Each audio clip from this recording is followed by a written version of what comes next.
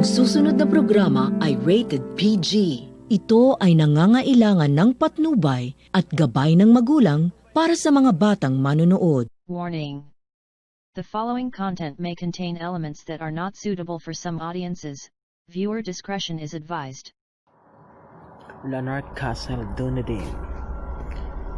Larnach Castle, referred as to Larnach's Castle, is an imposing mansion on the ridge of the Otago Peninsula within the limits of the city of Dunedin, close to the small settlement of Pukehiki. It is one of the few houses in the scale of New Zealand. The house and its grounds are regularly open to the public. The Larnach Castle Gardens are one of only the 5 gardens nationwide to have been given the rating of Garden of International Significance by the New Zealand Gardens Trust. They were the first gardens in the South Island to have given this award. The only other in the South Islands with this ranking is also in the Dunedin Botanic Gardens.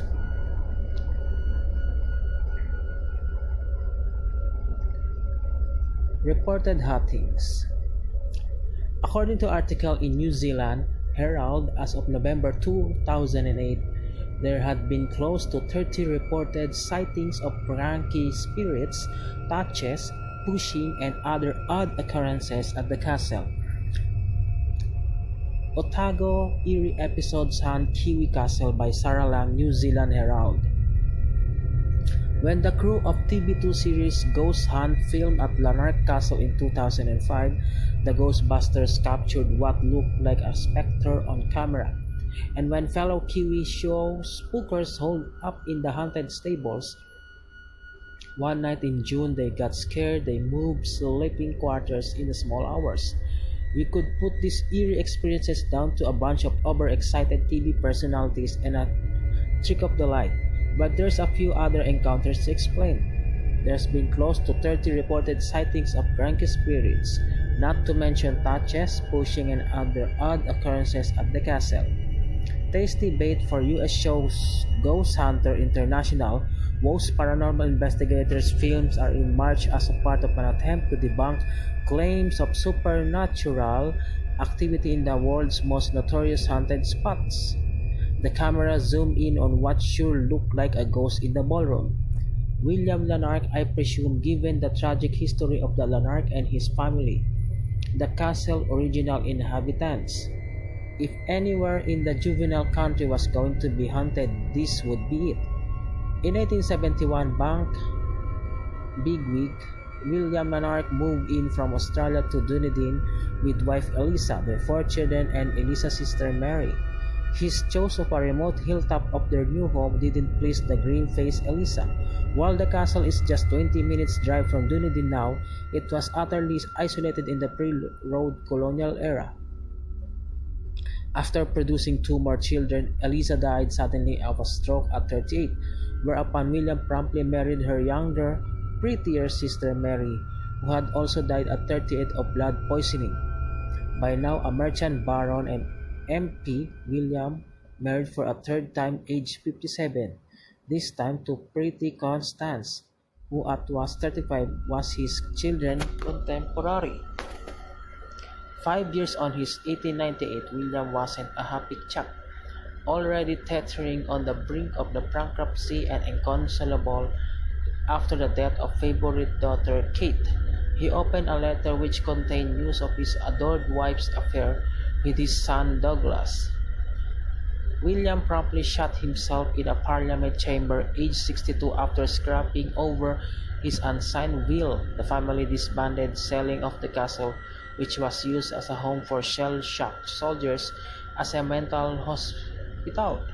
In 1967, the Barker family bought it and restored the buildings, grounds, and old furniture, and have cared for a castle ever since. The Barker don't dismiss rumors of a ghostly presence.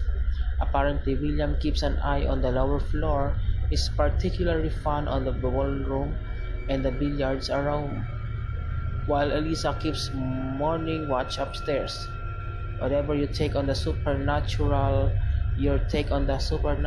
there's many more reasons to visit New Zealand's only castle, guarded by the massive stone lions and curved eagles, is a magnificent blend of Scottish baronial and Gothic revival-style architecture, combining Italian marble, Venetian glass, Welsh slate, English tiles, and native New Zealand rimu and kauri.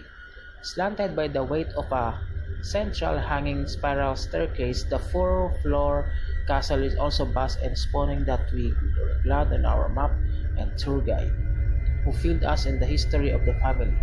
The elaborate dining room with its antique furniture, heavy chandeliers, and waiter's mirror he couldn't, of course, watch the diners directly is still used for guest diners, and its ornate ceiling is on the intricately carved with cherubs, and like they are seen wasted in a room where not lying down looking up. William and his wives slept in separate bedrooms, whereas the seemingly child-sized beds are testament on how much smaller people used to be. They were also much smellier.